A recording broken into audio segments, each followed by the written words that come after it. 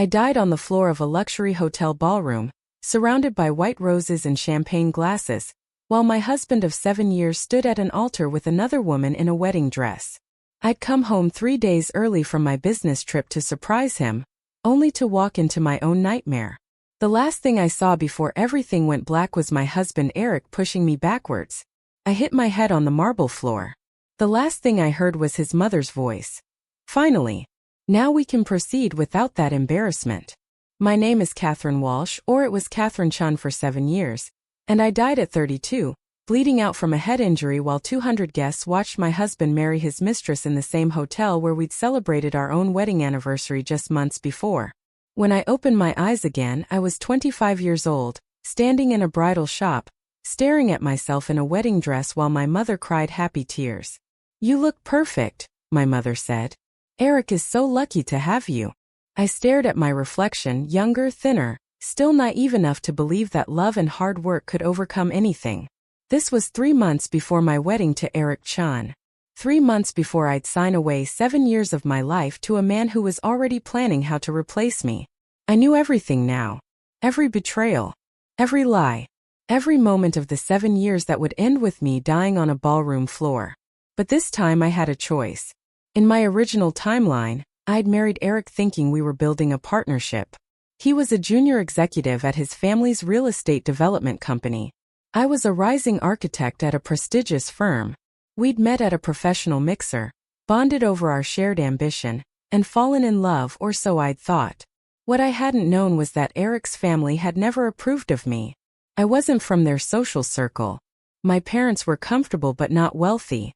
I'd built my career on talent and hard work, not connections. To Eric's mother Margaret, I was common. To his father William, I was a phase. They'd wanted Eric to marry Sophia Liu, daughter of their business partner, old money, impeccable breeding. But Eric had chosen me, and for 7 years, I'd believed that meant our love was strong enough to overcome his family's disapproval. I'd been so stupid. The wedding dress fitting ended, and my mother drove me to dinner with Eric's family. A weekly tradition I'd endured for 3 months of our engagement. Margaret greeted me with her usual cold smile. "Catherine, you're late." "Traffic was bad," I said, sitting down across from her. In my original timeline, I would have apologized profusely, would have tried harder to win her approval. This time I just ordered wine and studied the woman who would one day stand by while I died. Margaret was elegant, poised, and utterly ruthless. She'd spent 7 years undermining my marriage, subtly poisoning Eric against me, convincing him that I was holding him back from his true potential. "Catherine," Margaret said, her voice dripping with false sweetness, "Eric mentioned you're taking on that big project in Singapore. How long will you be gone?" 6 months, possibly more, I replied. 6 months. Margaret's eyes gleamed. "That's quite a long time to be away from your new husband." "We'll manage," I said. "Eric understands how important my career is." "Of course," Margaret said. "Though I do wonder if marriage should come first. Family obligations and all that." I looked at Eric, waiting for him to defend me the way I'd always wished he would. He said nothing. In my original timeline, I'd gone to Singapore. The project had been the opportunity of a lifetime, designing a sustainable housing complex that would define my career. I'd been gone for 8 months, working 18-hour days, flying home once a month to see Eric. I thought I was building our future. I thought Eric was proud of me. What I hadn't known was that during those 8 months, Eric had started an affair with Sophia Liu. His mother had facilitated it, inviting Sophia to family dinners, creating opportunities for them to be alone together, convincing Eric that I'd abandoned him for my career. By the time I'd returned from Singapore, successful and exhausted and ready to focus on my marriage, Eric was already planning to divorce me, or worse. But I'd never made it to divorce. Because 4 years later, when I'd been sent on another business trip, this time to London for 2 weeks, Eric and his family had done something unthinkable. They'd held a wedding. A full wedding with 200 guests, a priest, vows, a reception. Eric had married Sophia while I was in London, presenting her as his wife to everyone who mattered in their social circle. When I'd come home and discovered the truth, I'd been devastated. But Eric had convinced me it was just a ceremony for his parents, that it wasn't legally binding, that I was still his real wife. I believed him because I was desperate to believe our marriage could be saved. I'd spent 3 more years trying to win back a husband who'd already left me. 3 years being gaslit about my own reality. 3 years being slowly erased from Eric's life while Sophia took my place. Until the night they decided to make it official. They'd thrown a party, supposedly a business event. And when I'd arrived, I'd walked in on them renewing their vows. Sophia in a wedding dress. Eric in a tuxedo. All our friends and family watching. When I'd confronted them, Eric had pushed me. And I'd died. This time I wasn't going to Singapore. Actually, I said to Margaret, I've been thinking about the Singapore project. It might be too much time away during our first year of marriage. I'm going to turn it down. Margaret's face showed surprise, then calculation. How responsible of you. Eric frowned. Kat, that's a huge opportunity. Are you sure? I'm sure. Our marriage is more important than my career. The lie tasted bitter, but I said it with a smile. Over the next 3 months, I did something I'd never done in my original timeline. I investigated my future husband. I hired a private investigator. I went through Eric's phone when he was in the shower. I paid attention to every interaction between Eric and his mother, every casual mention of family friends, every business dinner he attended. And I discovered that the affair with Sophia hadn't started after I'd gone to Singapore. It had started before we'd even gotten engaged. Eric had been seeing Sophia on and off for 2 years before he proposed to me. Their families had been planning their marriage since they were teenagers. When Eric had proposed to me, it had been an act of rebellion. His way of asserting independence from his controlling mother. But Margaret had been patient. She'd known Eric would eventually come back to what was expected of him. She just needed to make me look like the wrong choice. The Singapore project had been a gift from her. Margaret sat on the board of the development company that had offered me the job. She'd specifically requested me for the project, knowing it would take me away from Eric at the crucial early stage of our marriage. She'd been planning my removal from Eric's life from the very beginning. 2 weeks before my wedding, I made a decision. I called Eric and asked him to meet me at our favorite coffee shop, the place where he'd proposed. What's wrong? Eric asked when he saw my face. I can't marry you, I said simply. Eric stared at me. What? Kat, what are you talking about? I've been doing a lot of thinking. About us. About our future. And I don't think we're right for each other. That's insane. We're perfect together. Are we? Your mother hates me. Your father thinks I'm beneath your family. You've never once stood up for me to them. I don't need to stand up for you. They'll come around. Will they? Because from where I'm sitting, it looks like they're planning for me to fail. And I'm not going to spend my life trying to win the approval of people who will never think I'm good enough. Eric's face flushed. This is about the Singapore project, isn't it? You're angry that I didn't defend you to my mother. No. This is about me realizing that I deserve better than a man who lets his family treat me like garbage. Kat, please. I love you. Do you? Or do you love the idea of me?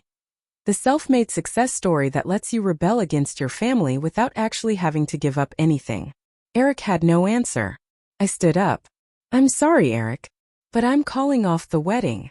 You can't do this. The invitations are sent. The venue is booked. Everyone knows. Then everyone will know I had the good sense to walk away. I left him sitting there, shocked and angry, and walked out of that coffee shop feeling lighter than I had in either lifetime. My mother was devastated. My friends were confused. My colleagues were concerned that I was throwing away my personal life for my career. But I didn't care. I took the Singapore job. I threw myself into my work. I spent 8 months designing the housing complex of my dreams, free from the weight of a marriage that had been doomed from the start. And I thrived. The Singapore project was wildly successful. My design won international awards. I was promoted to senior architect. Job offers flooded in from firms around the world. I was 26 at the top of my field and completely free. 6 months after I'd broken off the engagement, I ran into Eric at a professional conference. He looked older, tired. There was a beautiful woman beside him, Sophia Liu, of course. Catherine, Eric said, surprised. I didn't know you'd be here. I'm giving the keynote speech tomorrow, I replied, on sustainable urban development. That's great. Congratulations. Sophia was studying me with undisguised curiosity. So you're the famous ex-fiancé. Eric talks about you sometimes. Does he? He says you were the one that got away. She smiled, but it didn't reach her eyes. Though it seems like you're doing just fine without him. Better than fine, I agreed. And you too? Are you married yet? Eric and Sophia exchanged glances. We're engaged, Sophia said. Congratulations. I walked away feeling nothing but relief. Over the next 5 years I built an empire. I opened my own architectural firm. I designed buildings across Asia, Europe, and North America. I was featured in magazines, invited to speak at conferences, courted by every major development company in the world. I dated occasionally. Successful men who respected my ambition, who didn't need me to shrink myself to make them feel bigger. Nothing serious, nothing that distracted from my work. I was 31, wealthy, successful, and genuinely happy. Then I received a wedding invitation in the mail. Eric Chun and Sophia Liu were getting married again. Or perhaps officially, since I'd later learned that their first wedding had been staged while I'd been in London. The invitation was to a lavish affair at the same luxury hotel where Eric and I had spent our anniversary. It was scheduled for 3 months from now. I stared at the invitation for a long time, thinking about my original timeline, about walking into that hotel ballroom 3 days early from a business trip, about seeing Eric and Sophia at an altar, surrounded by flowers and fairy lights, about his mother's satisfied smile when I'd stumbled backward and hit my head. Finally, now we can proceed without that embarrassment. In my original timeline they'd killed me, whether intentionally or not, and had proceeded with their wedding as if nothing had happened. As if I'd never existed. This time I wasn't going to give them the satisfaction. I RSVP'd yes to the wedding. My assistant looked at me like I was crazy when I told her. Why would you go to your ex-fiancé's wedding? Because I want to see how the story ends, I replied. The wedding was everything I'd remembered. Excessive, showy, designed to display wealth rather than celebrate love. The hotel ballroom was draped in white silk and covered in roses. Crystal chandeliers sparkled overhead. A string quartet played softly in the corner. I wore a red dress, the color of luck in Chinese culture, but also the color that would stand out in every photograph. I arrived fashionably late, making an entrance that turned heads. Margaret spotted me immediately. Her face went through shock, anger, and then forced politeness. "Catherine," she said coldly. "What an unexpected surprise." "I received an invitation," I replied sweetly. How could I miss Eric's big day? How indeed? I found my seat, relegated to the back of course despite being a former fiancé. I sat down and watched as 200 guests gathered to celebrate a marriage that had destroyed me in another lifetime. But this time I wasn't the victim. I was the observer. The ceremony began. Eric and Sophia stood at the altar, exchanging vows that promise forever. Eric looked uncomfortable in his tuxedo. Sophia looked triumphant in her designer wedding gown. And I felt nothing but pity for them both. They thought they'd won. They thought this wedding meant something. A culmination of years of planning. A vindication of Margaret's manipulation. Proof that they'd always been meant to be together. What they didn't know was that I'd already won. I'd walked away 7 years ago, built a life they could never touch, and become someone they could never diminish. After the ceremony, during the reception, Eric found me at the bar. "Kat," he said. "I didn't think you'd actually come. Wouldn't miss it for the world. Are you okay? I know this must be difficult." "Difficult?" I laughed. "Eric, I'm thriving. I have everything I ever wanted. A successful career, financial independence, a life I built on my own terms. Why would your wedding be difficult for me? Because we were engaged. Because we were supposed to be together. Were we? Because from where I'm standing, it looks like you're exactly where you were always meant to be. Married to the woman your mother picked out for you. Living the life your family planned, never having to make a single difficult choice." Eric's face flushed. "That's not fair. Isn't it? Tell me, Eric, are you happy? Really happy? Or are you just going through the motions because it's easier than admitting you made a mistake? I love Sophia. Do you? Or do you love that she makes your mother happy, makes your family happy, fits into the life you were expected to have?" Before Eric could answer, Margaret appeared. Catherine, she said icily, how kind of you to celebrate with us. Though I must say, I'm surprised you had time in your busy schedule. I always make time for important events, I replied. And this is certainly important, watching you finally get exactly what you wanted. Margaret's eyes narrowed.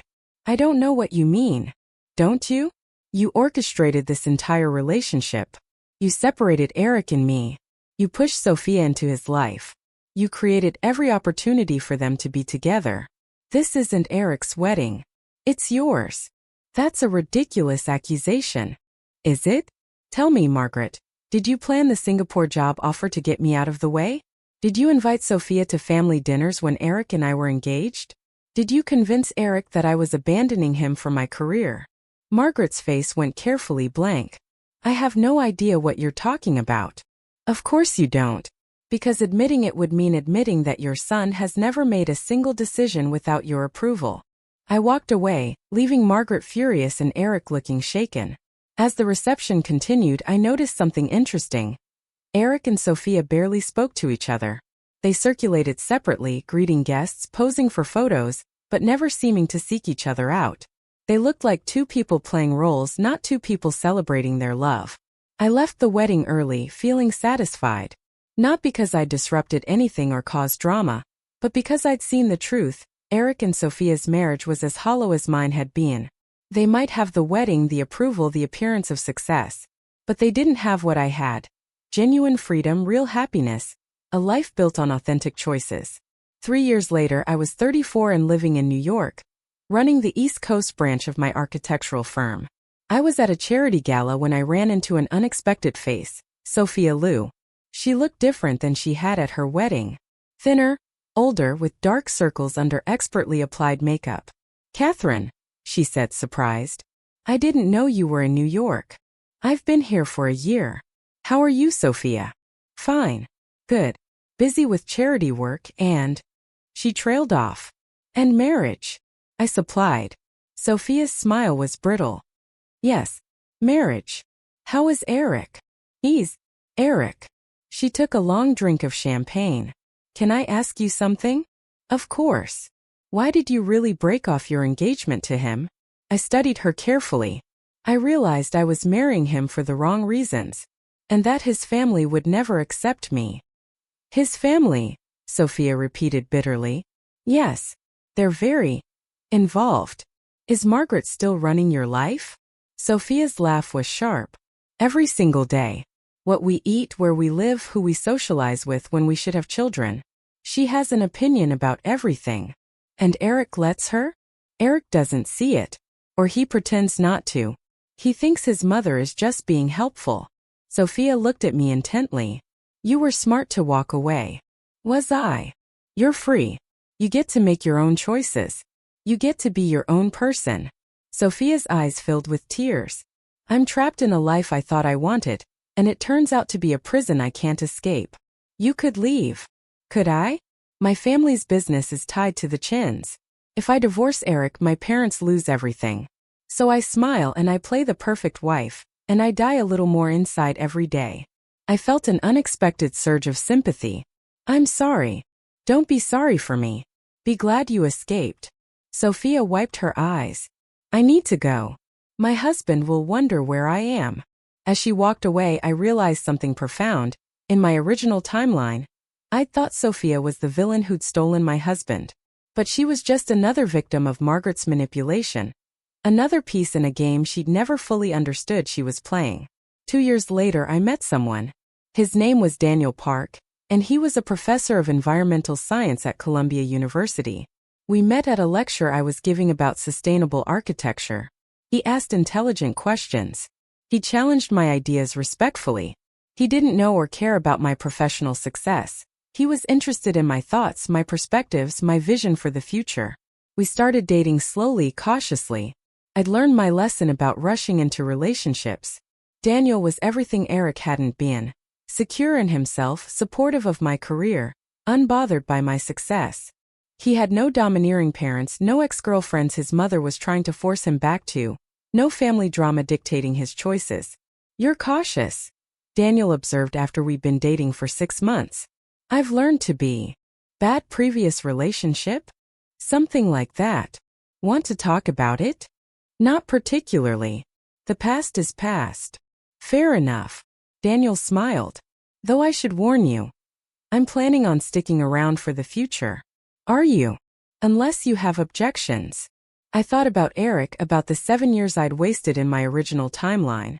I thought about the woman I'd been, desperate for approval, willing to shrink herself, dying on a ballroom floor. Then I thought about the woman I'd become, strong, independent, whole on her own. No objections, I said. But I'm not changing my life for anyone. I wouldn't want you to. I fell in love with your life exactly as it is. We got married 2 years later, in a small ceremony with close friends and family. No drama. No manipulation. No families trying to control us. Just two people choosing each other freely. I was 38, and for the first time in either of my lifetimes I felt genuinely at peace. 5 years into our marriage, I received news that Eric and Sophia were divorcing. The split was messy, public, and exactly what I would have expected. Margaret had fought the divorce viciously, more concerned about appearances than her son's happiness. The business partnership between the families had dissolved acrimoniously. Eric had emerged from the marriage broke, dependent on his parents and alone. Sophia had gone back to her family, who'd blamed her for the business losses. She'd lost everything in the divorce: her dignity, her financial security, her identity. I felt sad for them both. Daniel found me reading about the divorce on my tablet. You okay? Yeah. Just thinking about the life I could have had. Regrets? Not even close. Just grateful I walked away when I did. Me too.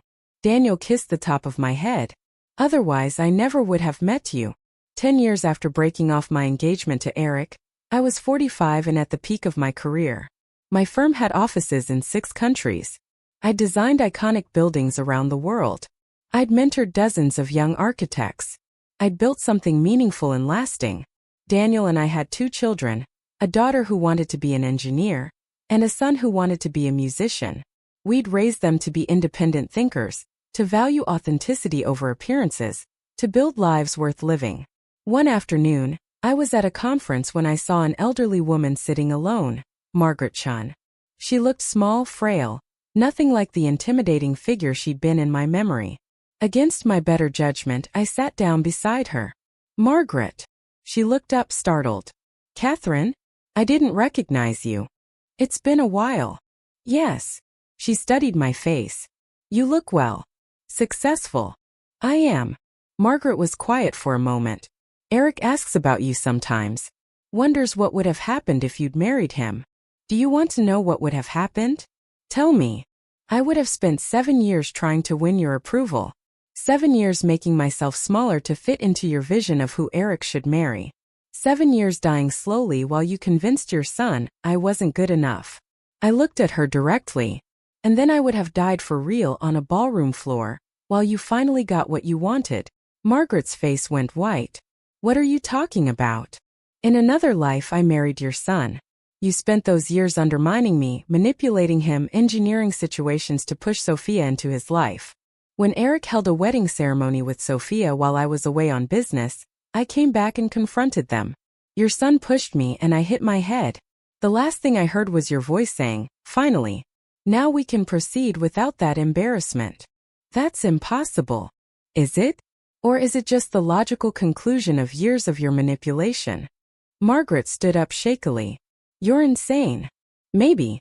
Or maybe I'm just the one person who saw through you and had the strength to walk away. As I watched her leave, I felt no anger, no satisfaction.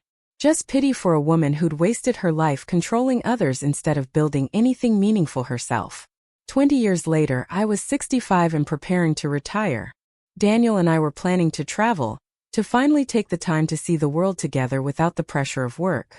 My children were grown, my daughter a successful civil engineer, my son a music professor. They were both happy, fulfilled, living lives they'd chosen for themselves. I'd built something that would outlast me, not just buildings but a legacy of showing young architects, especially women, that they could have successful careers without sacrificing themselves. One evening, I received a letter from an unexpected source. Eric. Catherine, it read. I know we haven't spoken in decades, but I've been thinking about you lately. My mother passed away last year. Going through her things, I found a file years of documentation about my relationship with you. Invitations she'd engineered for Sophia, conversations she'd orchestrated, job offers she'd facilitated to get you out of my life. She'd been planning to separate us from the very beginning. I'm writing because I need you to know that I'm sorry. Sorry for not being strong enough to stand up to her. Sorry for not choosing you when I had the chance. Sorry for the life we could have had. I don't expect forgiveness. I just wanted you to know that I finally understand what I lost. You were the best thing that ever happened to me, and I was too weak to fight for you. I hope you built the life you deserved. Eric. I read the letter twice, then filed it away with no intention of responding. That evening, Daniel found me looking out at the New York skyline from our apartment, a penthouse I'd designed myself, in a building that bore my firm's name. Everything okay? He asked. Eric wrote to me. Apologize for everything that happened 30 years ago. How do you feel about that? Nothing. It's too late for apologies to matter. Any regrets? I thought about my two lives, the one where I died on a ballroom floor at 32, and the one where I'd walked away at 25 and built something beautiful. Not one single regret, I said. Not even about Eric? Especially not about Eric. Walking away from him was the best decision I ever made. Daniel pulled me close. I'm glad you did. Me too. 5 years later, I was 70 and truly retired. Daniel and I had just returned from a year-long trip around the world. My children visited regularly with my grandchildren. My firm was being run by capable partners I'd trained. My buildings stood as monuments to a career well lived. I'd written a memoir about my journey. Not the rebirth part, but the part about walking away from a toxic relationship, building a career against all odds, choosing myself when everyone else expected me to choose differently. The book became a bestseller. Young women wrote to me saying I'd inspired them to leave bad relationships, to pursue ambitious careers, to believe they deserved better. And I felt a satisfaction I'd never experienced in my original timeline. The satisfaction of knowing my life had mattered, that my choices had made a difference. One afternoon, I received news that Eric had died, heart attack at 69. He'd never remarried after Sophia. He'd lived with his parents until Margaret's death, then alone until his own. He died broke, bitter, and alone. I felt sad for him but not guilty. His life had been the result of his choices, just as mine had been the result of mine. At 75, I was diagnosed with cancer. The doctors gave me 6 months to a year. Daniel was devastated, but I was at peace. I'd lived a full life. I'd built something meaningful. I'd loved and been loved in return. I had no unfinished business, no regrets, no anger. I'm not afraid, I told Daniel as we sat in the oncologist's office. I am, he said, his eyes filling with tears. Don't be. I've lived twice the life most people get. I'm satisfied with what I've built. My children came home. My grandchildren visited constantly. I spent my final months surrounded by love, telling stories, sharing wisdom, saying goodbye. On my last day, as I lay in my bed with Daniel holding my hand and my children nearby, I thought about the woman I'd been at 25, standing in a bridal shop, about to make the biggest mistake of her life. I thought about the choice I'd made to walk away, to rebuild, to become someone I was proud to be. Thank you, I whispered to Daniel. For what? For loving me exactly as I am. That was the easy part, he said, crying. You made it impossible not to. I closed my eyes and died peacefully, surrounded by the family I'd built, secure in the knowledge that I'd lived a life worth living. I'd survived 2 timelines. In one, I died at 32, murdered by the life I'd tried to force. In another, I'd lived to 75, fulfilled by the life I'd chosen. The difference had been one choice, the choice to walk away. Epilogue, 10 years later. My daughter Emma stood in front of a packed auditorium, giving a TED Talk about her mother's legacy. My mother taught me many things, Emma said. But the most important was this. You are not obligated to complete the journey you started if you discover it's the wrong journey. Walking away isn't quitting. It's wisdom. She pulled up a photo of me at 25, standing in a wedding dress, looking uncertain. This is my mother 3 months before she was supposed to get married. She'd invested 2 years in the relationship. The invitations were sent. The venue was booked. Everyone expected her to go through with it. But she didn't. Because she realized that the life she was about to commit to would slowly kill her. Emma pulled up another photo me at 40, standing in front of a building I designed, confident and radiant. This is my mother 15 years later. She'd walked away from that wedding, built an architectural firm, and designed buildings across the world. She'd chosen herself when everyone else expected her to choose obligation. Some people called her selfish. Some called her a coward.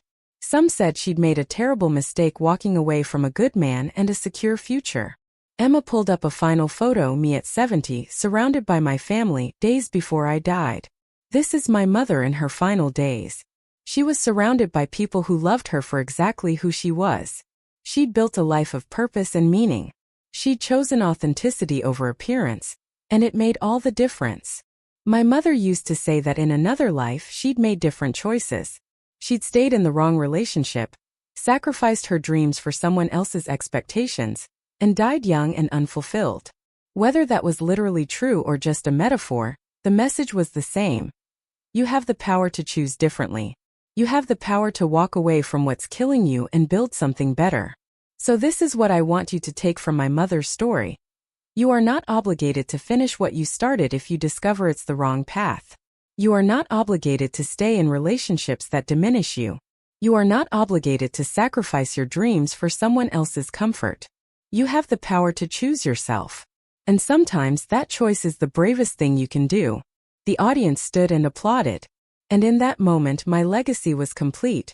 Not the buildings I designed, but the example I'd set. The proof that you could survive betrayal and choose yourself. That you could walk away from what was expected and build what was real. My name was Catherine Walsh. I died twice, once at 32 destroyed by choices made for me, and once at 75 fulfilled by choices I'd made for myself. And that made all the difference.